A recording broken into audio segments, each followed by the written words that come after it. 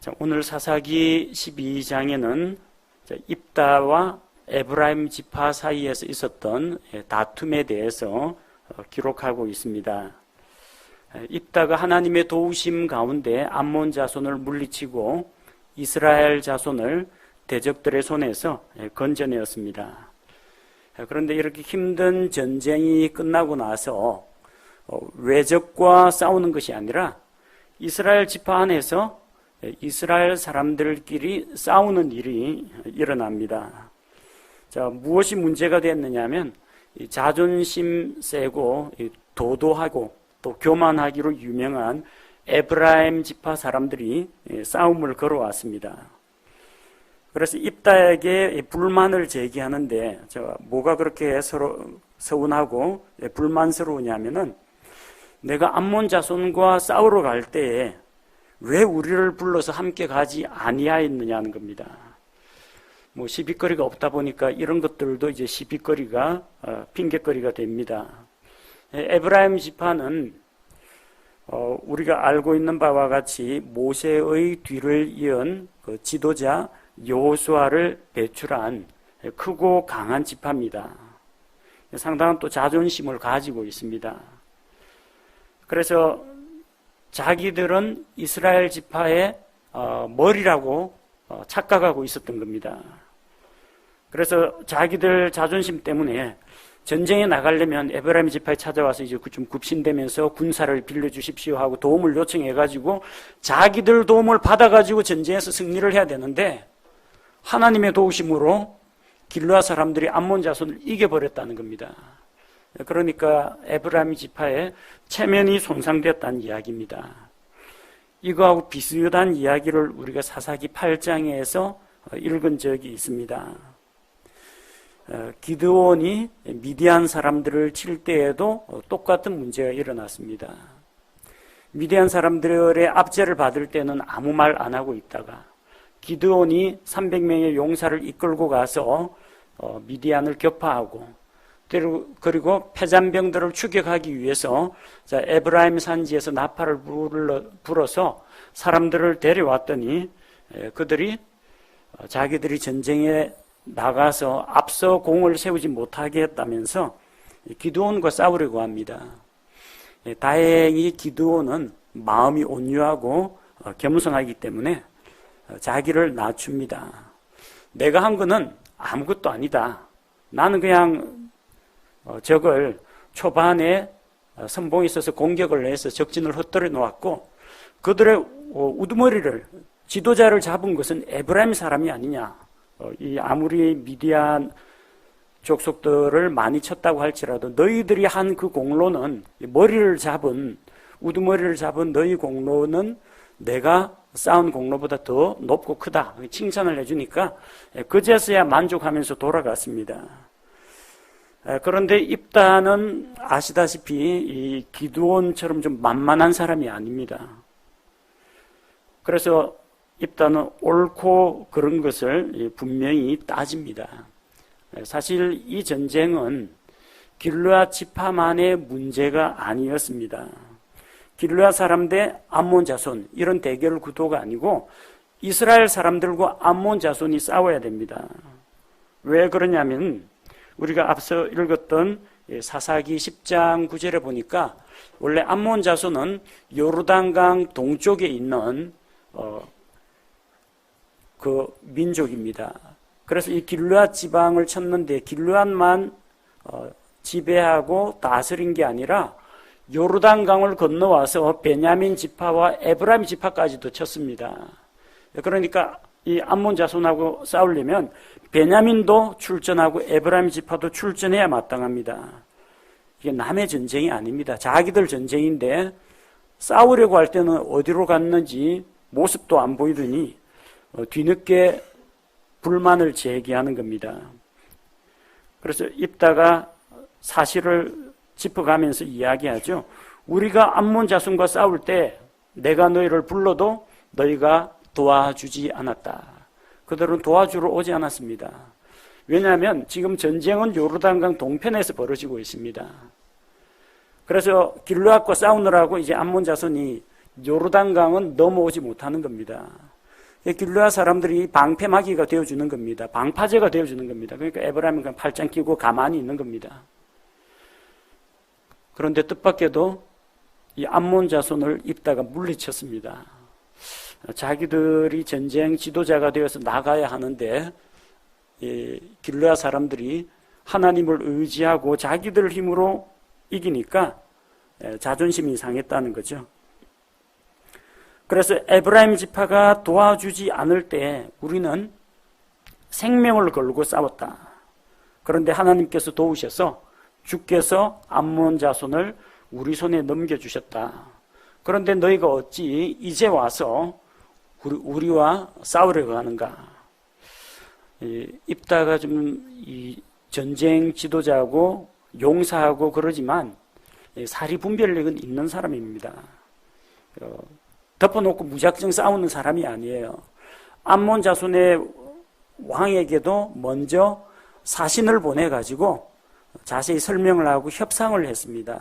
이 협상이 결렬되니까 그제서야 전쟁이라는 방법을 택하게 된 겁니다. 입다는 에브라임 사람들에게 이번 사건에 대해서 해명을 하고 또 그들에게 묻습니다. 부를 때는 오지 않더니 왜 뒤늦게 나타나가지고 공로 다툼을 하느냐? 우리가 생명을 걸고 싸울 때 너희는 어디에 있었느냐?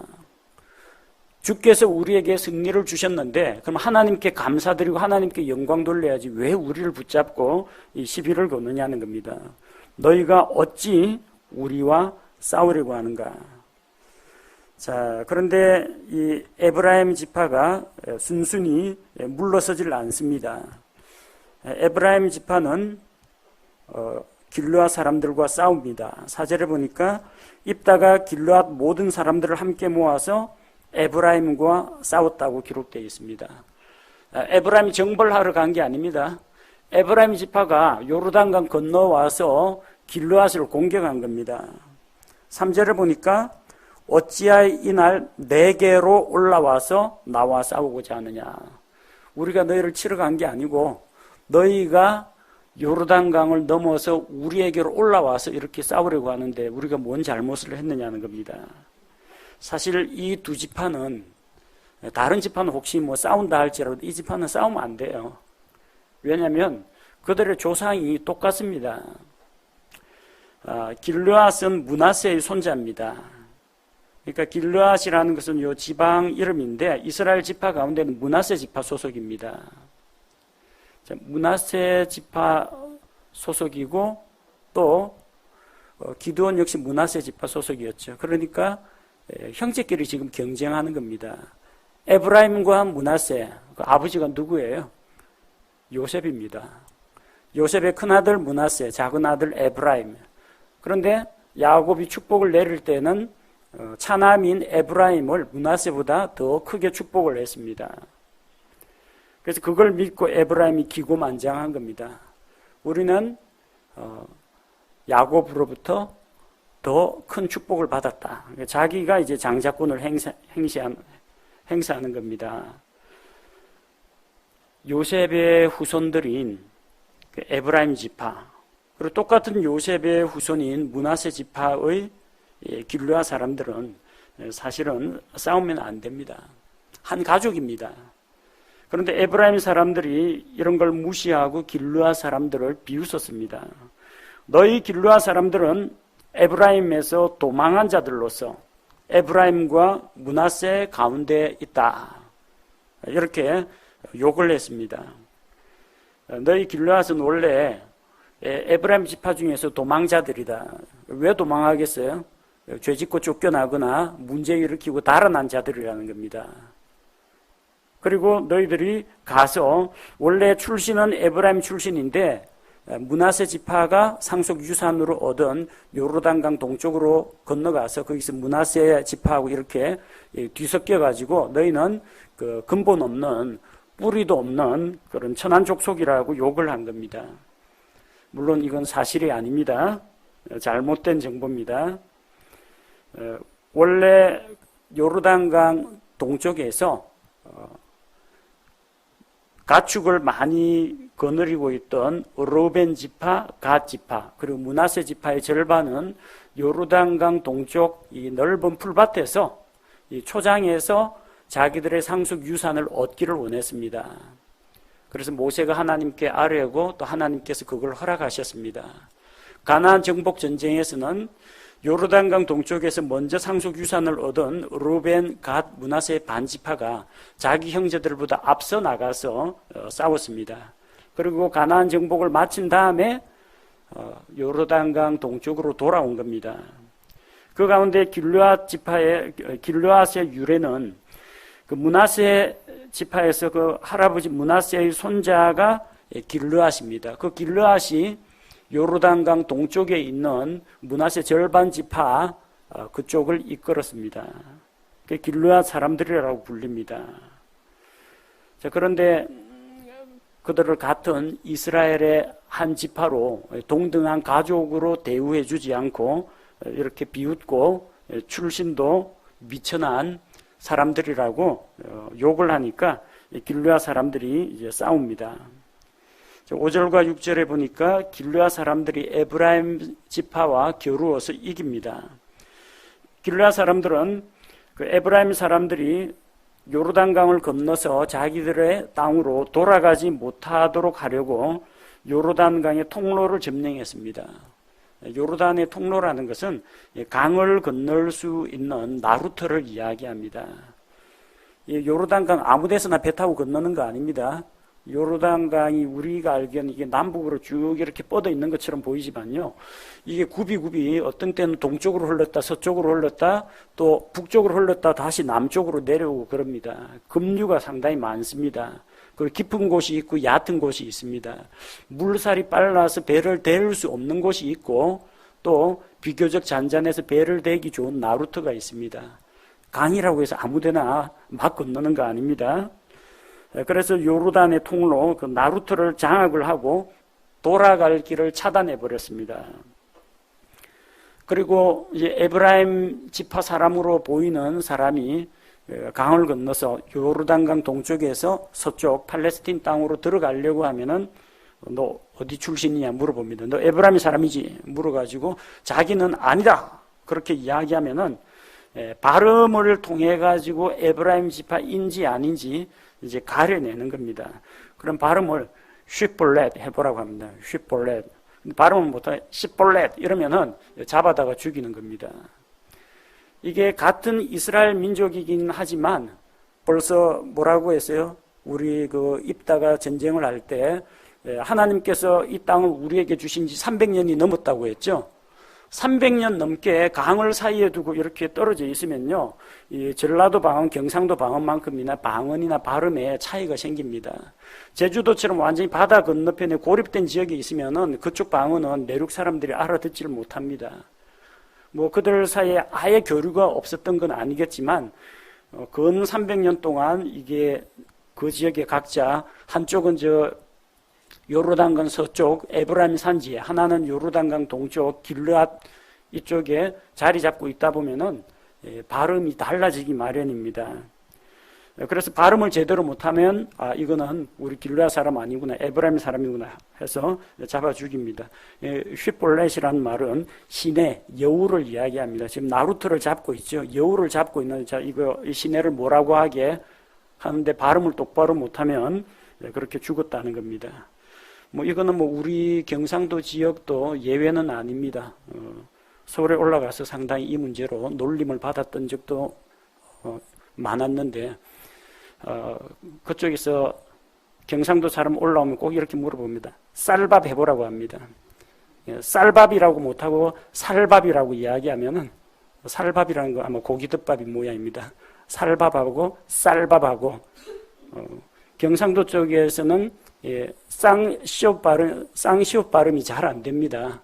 지금이야 이제 매스미디어의 발달로 우리도 거의 표준어에 가깝게 구사하긴 합니다만, 옛날엔 이 발음이 안 돼가지고 놀림을 많이 받았습니다. 그건 우리 경상도 지역뿐만 아니라 강원도나 충청도나 아니면 전라도나 다 마찬가지일 겁니다. 근데 놀리고 다투고 할 문제 아니죠. 같은 대한민국 사람 아닙니까? 그리고 또 같은 한민족이지 않습니까? 여기 뭐 길르아 사람들, 에브라임 사람들 300년 동안 각기 다른 지역에 떨어져 살았다라고 하지만 그래도 똑같은 야곱의 후손 아닙니까? 똑같은 믿음의 조상 아브라함의 자손들 아닙니까? 그들 가운데에서 이런 살육 전쟁이 일어났다는 것은 바람직하지 못한 일입니다. 이번 싸움에서 에브라임 사람들 가운데 42,000명이 죽었습니다. 42,000명. 이게 암몬 자손을 그렇게 죽였다는 이야기도 아니고 미디안을 그렇게 죽였다는 이야기도 아니고 블레셋을 그렇게 죽인 것도 아니고 동족끼리 학살한 게 42,000명이라는 겁니다. 참 안타까운 일이죠. 이게 이 시대에는 중앙 집권식의 그 왕조 시대가 아직 들어서기 이전입니다. 그래서 이스라엘의 사사들도 자기 지파 혹은 이웃 한 몇 개 지파를 다스릴 뿐이지 이스라엘 전역을 다스린 그런 사사들은 나타나지를 않았습니다. 그 나중에 사무엘 때 가면은 엘리나 사무엘은 이스라엘 전역을 다스렸지만 이 당시에는 아직 통일 왕국의 그 모습을 갖추지 못했기 때문에 같은 지파들끼리도 지파 대 지파끼리 전쟁을 하는 그런 일들도 있었다는 겁니다. 어쨌든 이렇게 해서 교만한 에브라임의 그런 기세가 꺾이고 다시 또 길르아 사람들에게 평화가 찾아옵니다. 입다는 6년 동안 이스라엘을 재판하고 죽어서 길르앗에 있는 어느 도시들 가운데 하나에 묻혔다고 기록이 되어 있습니다. 자, 그 다음으로 나오는 사사들 3명이 나오죠. 입산, 엘론, 압돈. 8절에서 15절에 보니까 3명의 사사가 나옵니다. 공통점은 뭐냐면 그들이 몇 년 동안 이스라엘을 재판하였더라 이렇게 나옵니다. 이렇게 표현되어 있으면은 평화의 시대를 보냈다는 이야기입니다. 어느 이민족과 싸웠다는 이야기가 없습니다. 또 그가 이스라엘을 재판하며 이스라엘을 구원하였다라는 이야기가 안 나옵니다. 그냥 평화의 시대의 시민 행정관으로서 이스라엘 지파의 이 내치를 다스린 그런 사사들이었다는 것을 알 수가 있습니다. 자, 평화의 시대를 보내다 보니까 이스라엘을 재판하는 일 말고는 대부분 그냥 개인적으로 가정 일에 충실했다. 그런 식으로 표현이 되어 있습니다. 8절에서 10절에 보니까 입산이라는 사람이 등장합니다. 베들레헴의 입산이.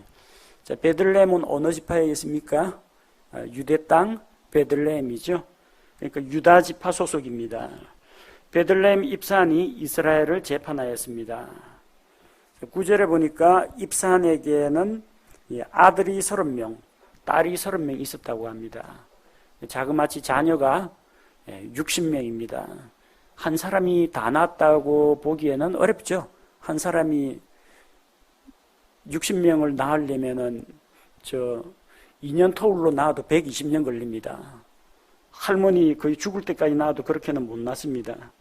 적어도 아마 아내가 10명 이상은 되지 않을까. 정확히 성경에 나와 있지는 않지만 10명 이상일 것으로 보입니다. 1인당 한 6명씩 낳자면은 10명은 있어야 됩니다. 자, 이 입산이라는 사사는 별달리 전쟁을 한 것도 아니고 대적들의 손에서 자기 민족을 구출한 것도 아니고 재판관입니다. 지도자입니다. 자, 평화의 시대이고 또 지도자이다 보니까 또 따르는 여자들이 또 많습니다.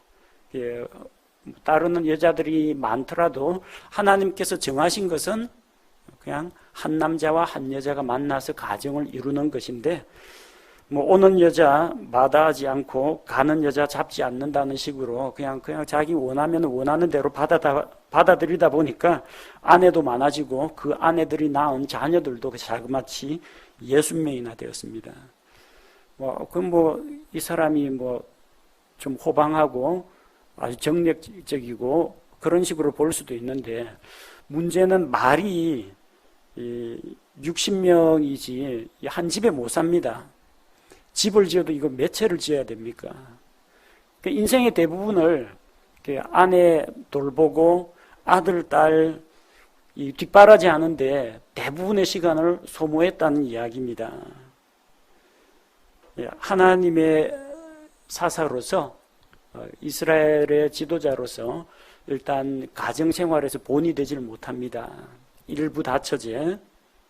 그리고 하나님을 일을 위해서 헌신하고 수고한 것보다는 인생의 대부분을 가족들 치닥거리 하다가 보냈다는 그런 좀 슬픈 이야기입니다. 그에 대해서 성경은 그냥 입산이 7년 동안 이스라엘을 재판하고 죽어서 자기 고향인 베들레헴에 묻혔다. 뭐 그겁니다. 나중에 그러니까 묘비명에 몇 년 몇 월 며칠 태어나가지고 몇 명의 여자와 결혼을 하고 자식들을 이렇게 많이 낳고 몇 년 며칠 죽었다. 그 말고는 이제 기록이 없습니다. 우리 비석에 만약에 묘비를 세운다면 이런 식으로 기록되어서는 좀 곤란할 겁니다.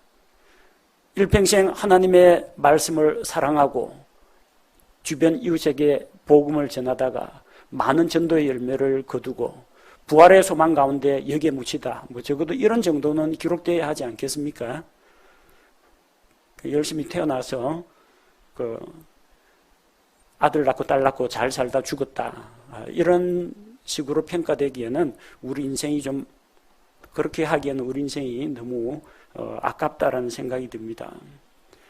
두 번째 사사가 있습니다. 11절, 12절 사사 엘론이라는 사람이 있습니다. 이 엘론이라는 사람은 스불론 사람이라고 되어 있죠. 스불론 지파 출신입니다. 스불론 지파는 팔레스틴 땅에서 지중해 해변을 끼고 저 북쪽에 가면은 해안가에 스불론 지파가 있습니다. 스불론 사람 엘론은 다른 긴 이야기는 없습니다. 이스라엘을 10년 동안 재판하였다.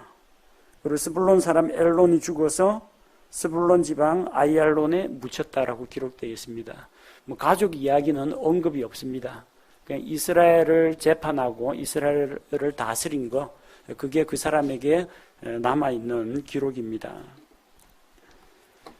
자, 또 다른 사사가 등장하죠. 압돈이라는 사사가 있습니다.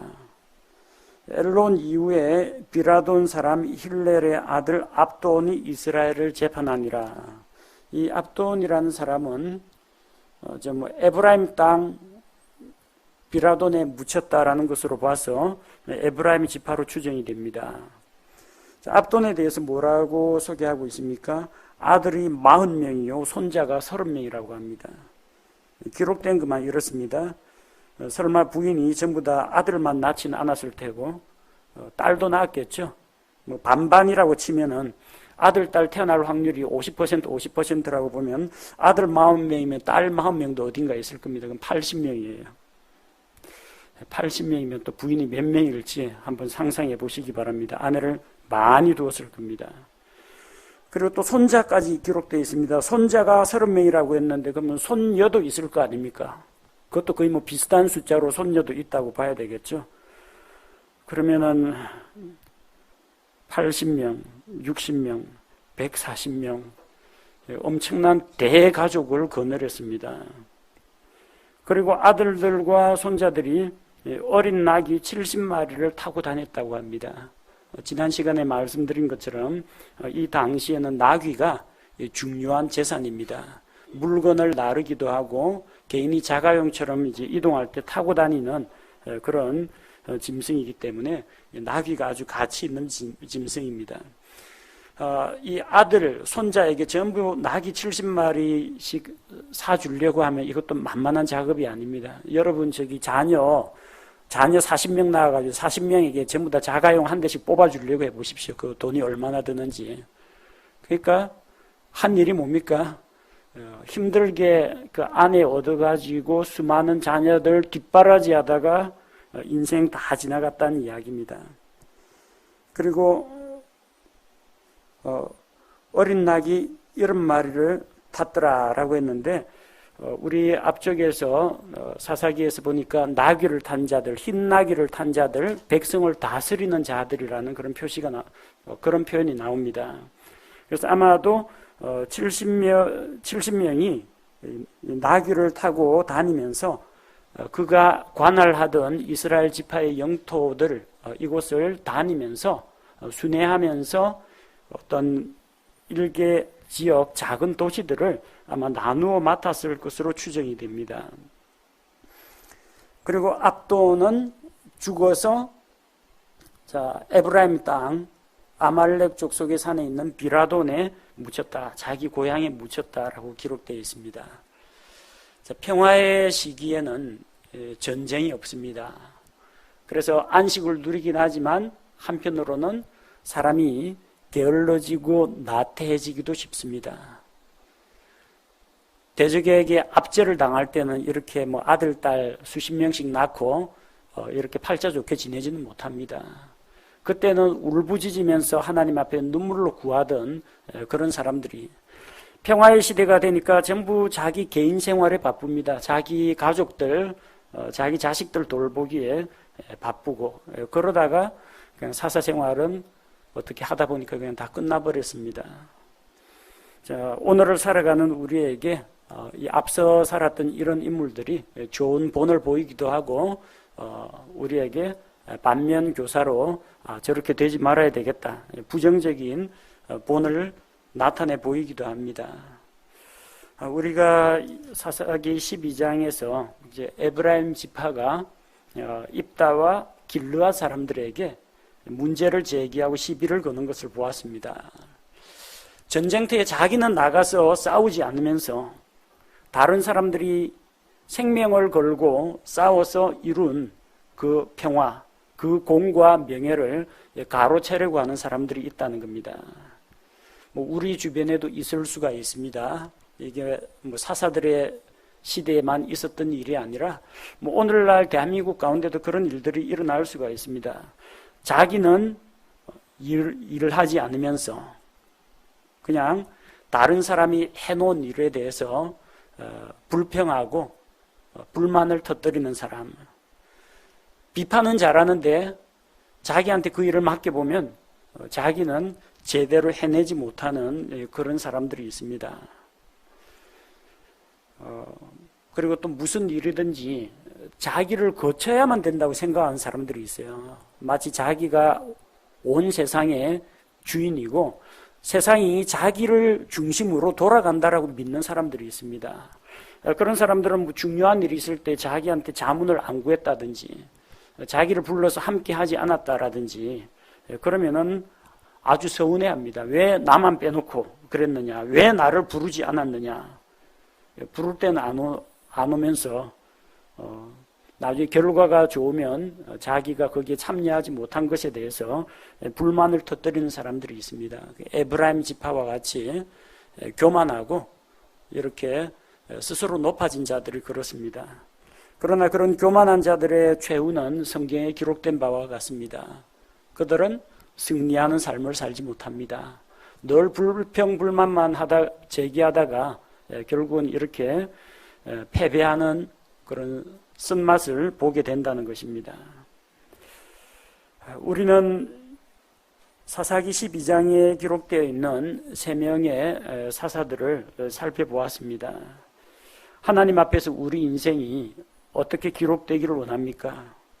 여러 아내를 맞이해서 인생의 온갖 즐거움과 쾌락은 다 누려보고 아들 낳고 딸 낳고 자녀들을 키우고 시집장가 다 보내고 손주까지 보고 행복하게 살다가 죽어서 땅에 묻혔다. 이것이 우리 인생의 전부가 되어서는 안 됩니다. 물론 결혼도 해야 됩니다. 자녀 교육도 해야죠. 자녀들 출가도 시켜야죠. 다 좋은 겁니다. 근데 만약에 우리 인생에서 무슨 일을 했느냐, 주님 앞에서 그리스도의 심판석 앞에 서가지고 이것밖에 이야기할 게 없다. 그러면은 그건 인생을 좀 잘못 살았다라고 할 수가 있습니다. 단 한 줄로 하나님 앞에서 기록되더라도 하나님 앞에서 가치 있고 의미 있는 삶을 보낸 그런 사람으로 우리가 기록되어야 합니다. 그리고 사사기 12장에 나오는 4명의 사사, 입다, 입산, 엘론, 압돈, 4사람의 공통점이 뭡니까? 다 죽었습니다. 어쨌든 뭐 그들이 어떤 인생을 살았건 어떤 험악한 인생 여정을 거쳤건 간에 결국은 죽었더라로 끝납니다. 죽어서 묻혔다. 죽었다로 끝납니다. 예, 그렇습니다. 이 세상에 영원하고 완전한 인간 지도자는 없습니다. 완전한 인간 지도자는 없어요. 저 사람이면 믿을만하다라고 했는데 각종 무슨 뭐 불륜이니 뭐 정치 비리니 스캔들이 막 터져 나옵니다. 사사시대에 있었던 일이 오늘날에도 똑같이 일어납니다. 사사들 가운데 100% 완벽한 사사 우리가 만나보질 못했습니다. 그리고 그 사람들은 영원하지 못합니다. 이건 대단히 감사한 일입니다. 그 아비멜렉 같은 사람이 안 죽고 천년 만년 살아가지고 이스라엘을 다스린다. 생각만 해도 끔찍하죠. 그리고 자기 인생에만 바쁜 이런 사람들이 이제 좀 빨리 죽어가지고 다른 사람한테 사사 자리 물려주고 좀 가야지 계속해서 안 죽고 버티고 있으면 얼마나 괴롭겠습니까? 본인도 괴롭고 주변 사람들도 힘듭니다. 잘못을 저지를 수 있는 사사, 패역한 사사, 타락한 사사, 언젠가는 죽어야 됩니다. 안 죽고 오래 남아있으면 그 이스라엘에게 대재앙입니다. 그래서 이 사사기에 등장하는 사사 가운데 영원히 살았다는 사사는 아무도 없습니다. 사사기에 기록된 사사들 가운데 100% 거룩하고 완벽하고 흠이 없는 사사는 또한 아무도 없습니다. 이것은 한편으로는 절망적으로 보입니다. 그러나 또 한편으로는 이 세상 사람들 가운데는 우리가 소망을 둘 사람이 없다는 것을 말해줍니다. 사사기를 읽으면서 우리는 어떤 생각을 합니까? 사사시대를 살았던 그 당시 사람들은 어떤 생각을 했겠습니까? 제발 흠없고 공평과 정의로 다스리는 지도자가 왔으면 좋겠다. 그리고 그런 지도자가 죽고 나면 그 아들이 또 배반하고 타락할 거 아닙니까? 그 지도자가 영원토록 죽지 말고 우리를 다스리면 좋겠다. 그 시대 사람들은 그런 소망을 품었을 겁니다. 우리 역시 마찬가지입니다. 이 세상에 수많은 국가가 있고 다양한 정치 제도가 있습니다. 뭐 공산주의 제도도 있고 민주주의 제도도 있고 어디는 왕정도 있고 여러 정치 제도가 있습니다. 여러 경제 제도가 있습니다. 완벽한 것은 아무것도 없습니다. 저 대통령은, 저 지도자는, 저 수상은 영원토록 살아서 정말 다스렸으면 좋겠다. 그런 사람 아무도 없습니다. 우리의 소망이 어디 있습니까? 대한민국 민주주의에 영원하라. 이게 우리의 소망이 아닙니다. 우리는 주님께서 다스리시는 왕국을 원합니다. 하나님이 왕으로 다스리시는 그리스도의 왕국, 그 왕국을 우리가 소망합니다. 예수 그리스도께서 죄 없으시고 흠 없으시고 거룩하시고 완전하신 사랑과 공의가 충만하신 그분께서 영원토록 살아서 다스리시는 그런 왕국을 우리가 소망합니다. 사사기를 통해서 우리가 사람들에게 실망하는 한편, 다른 한편으로는 예수 그리스도께서 다시 오셔서 영원한 왕국을 세우실 것을 소망하는 믿음 가운데에서 살아가야겠습니다.